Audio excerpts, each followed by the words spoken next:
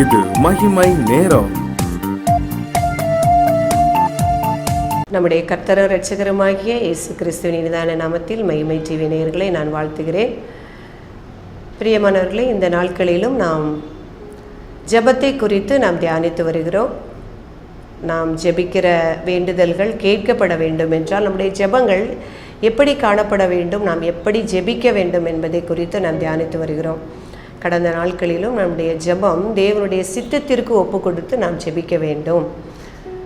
அடுத்ததாக பார்க்கும் பொழுது ஒரு மனதோடு நாம் ஜெபிக்க வேண்டும் என்று நாம் தியானித்தோம். இந்த நாளிலும் விசுவாசத்தோடு நாம் ஜெபிக்க வேண்டும். நாம் ஜெபிக்கும் பொழுது அதை பெற்றுக்கொள்வோம் என்று விசுவாசத்தோடு ஜெபிக்க வேண்டும். விசுவாசம் இல்லாமல் நாம் ஜெபிக்கும் பொழுது அதை பெற்றுக்கொள்ள முடியாது. மார்க் 11:24 ஆதலால் நீங்கள் ஜெபம் பண்ணும்போது எவைகளை கேட்டுக்கொள்வீர்களோ அவைகளை பெற்றுக்கொள்வோம் என்று விசுவாசியுங்கள், அப்பொழுது அவைகள் உங்களுக்கு உண்டாகும் என்று சொல்லுகிறேன். ஆம், நாம் ஜெபிக்கும் பொழுது கர்த்தர் இதை எனக்கு செய்வார் என்று விசுவாசிக்க வேண்டும். அநேக இடங்களில் இயேசு கிறிஸ்து நாட்களில் அநேக பிசாசுகளை துரத்தும் பொழுதும், பிணியாளிகளை சுகமாக்கும் பொழுதும், பாவிகளுக்கு மன்னிக்கும் பொழுதும் ஆண்டவர் கேட்கிறது, நீ இதை விசுவாசிக்கிறாயா?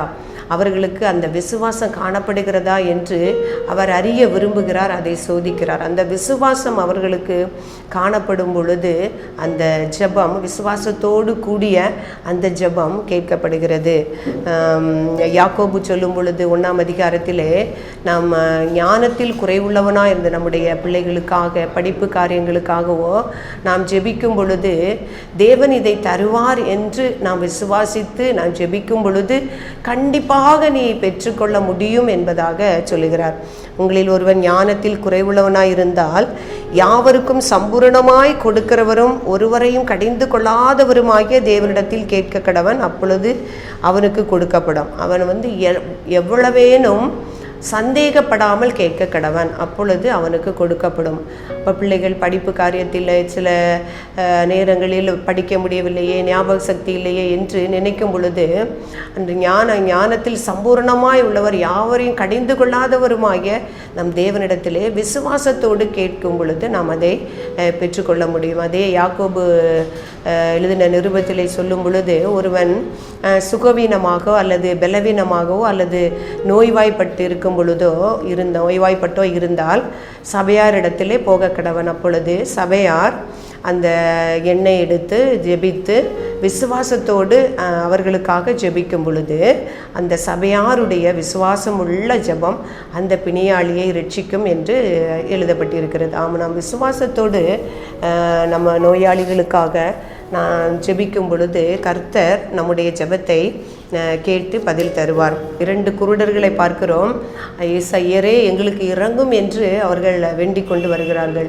அப்பொழுது அவர் கேட்கிறார், நான் இதை செய்ய எனக்கு வல்லமை உண்டு என்று நீங்கள் விசுவாசிக்கிறீர்களா என்று கேட்கிறார். அப்போ எனக்கு உங்களை சுகமாக்க எனக்கு வல்லமை உண்டு என்று நீங்கள் விசுவாசிக்கிறீர்களா என்று கேட்கிறார். ஆம், விசுவாசிக்கிறோம் ஆண்டவரே என்று சொன்ன பொழுது அவர்களை தொட்டு உடனே அவர்களை சுகப்படுத்துகிறார் என்று வாசிக்கிறோம்.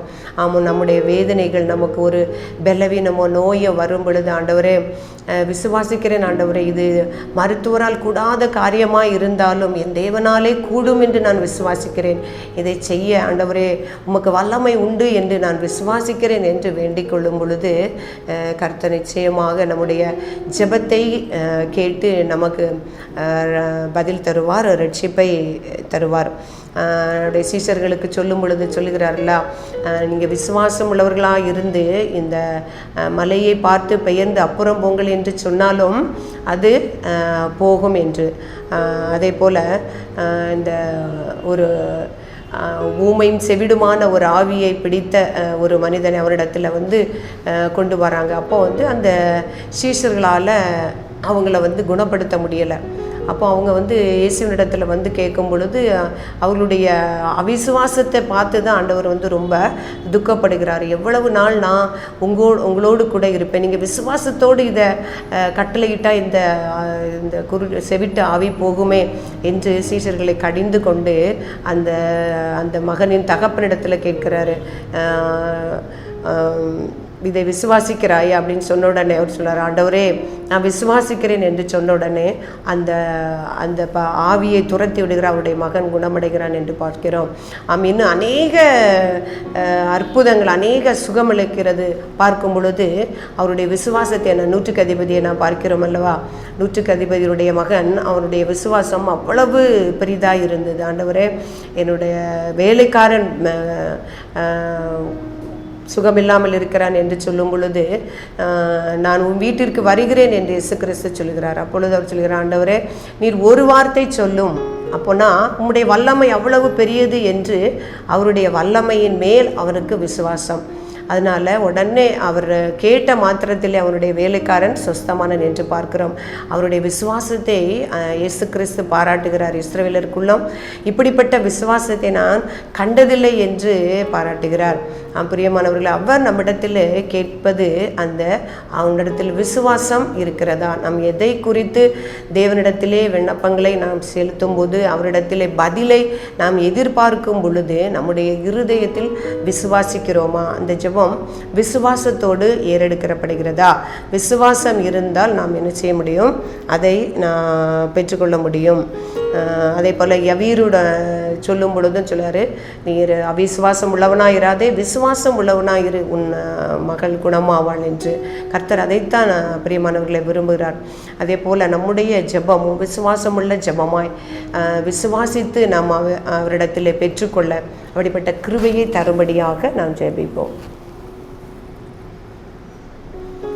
இரக்கமும் கிருபை நிறைந்த எங்கள் அன்புள்ள தகப்பனே இயேசுவே, உம்மை துதிக்கிறோம் அப்பா, உம்மை ஸ்தோத்தரிக்கிறோம். இந்த நாளிலும் கர்த்தாவே, நீ விசுவாசத்தோடு எதை கேட்கிறீர்களோ அதை பெற்றுக்கொள்வீர்கள் என்று உம்முடைய வார்த்தையை குறித்து தியானிக்க கர்த்தர் எங்களுக்கு ஸ்லாக்கியத்தை கொடுத்தீங்களே சுவாமி.